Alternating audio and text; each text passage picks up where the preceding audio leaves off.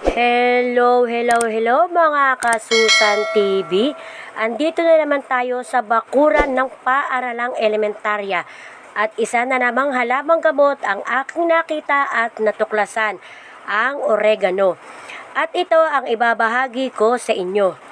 Ang oregano ay isang halamang gamot o mas kilala bilang isa sa pinakamahusay na herbal medicine.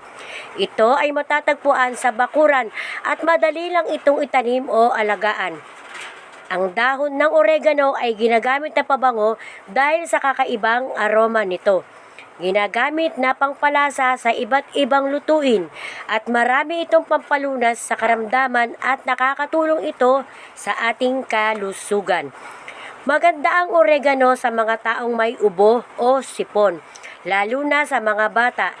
Tinutulungan nitong mahupa ang matinding pag-ubo o mapalambot ang plema sa ating mga baga at tumutulong itong alisin ang bara sa mga taong may sipon. Nagbibigay din ng ginhawa sa taong may hika at nagpapalakas ng immune system. Napakadami niyang maidudulot sa atin ng pag-inom ng pinakuloang dahon ng oregano.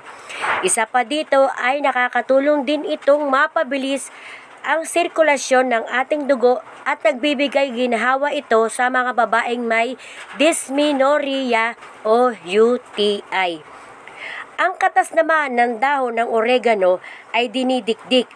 Ito hanggang sa lumabas ang katas at itinatapal sa taong napaso sa balat, sa piksa o kahit pa sa sugat at kagat ng insekto o rayuma. Ang halamang oregano ay may taglay na maaari din makuhanan ng sustansya. Ito ay ang carbohydrates, proteins at glycosides. At ang dahon nito ay nakukuhanan din ng langis na may thymol eugenol. Sadya talaga na napakaraming makukuhang benepisyo sa pag-inom ng pinakuloang dahon ng oregano o sa katas nito. Ilan lamang ito na aking nasuri o natuklasan sa bakuran ng aming paaralan. At hindi pa ito natatapos dahil pwede din itong gawing oregano capsule, oregano oil, oregano powder at madami pang iba.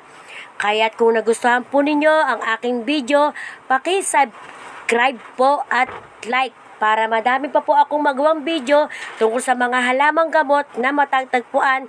Dito lang po yan sa Susan TV. Thank you for watching!